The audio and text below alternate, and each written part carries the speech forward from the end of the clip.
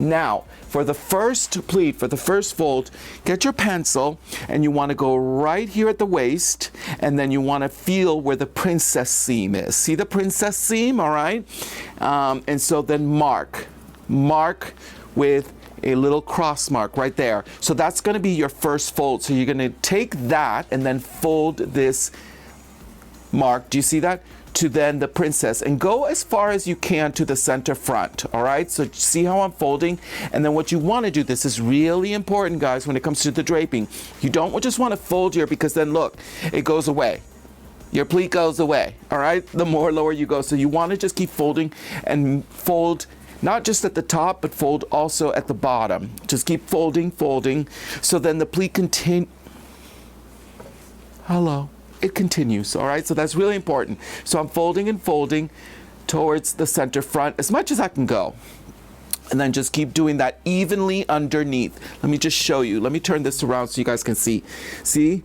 Go under, and fold, all right? That's part of the draping process. And then just fold until, OMG, you get to the princess right there, and then pin that down, all right? Just like that. So then get your pencil again, your marker, and then mark a little mark right there, the princess. So basically, that's going to be the depth on one side of your box pleat. Now, if I just left it alone, that's just what is a regular pleat right there. So then now, take your muslin and fold it again, but once again, do it evenly, because look, if I just fold it like this, then you get that. And you can do that if you want that kind of a pleat, where it just goes away. It starts a pleat, but then it just goes away. That's kind of cute. You could do that. But we're going to do one that doesn't just go away. It goes as much as it can to the bottom. So look how I'm manipulating with my hands.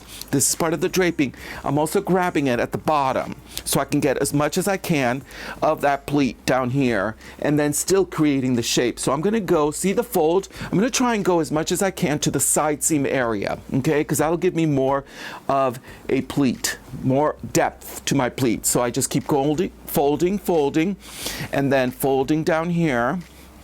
And I like it because it's sort of following the A-line shape, as you can see, all right? So that's really important.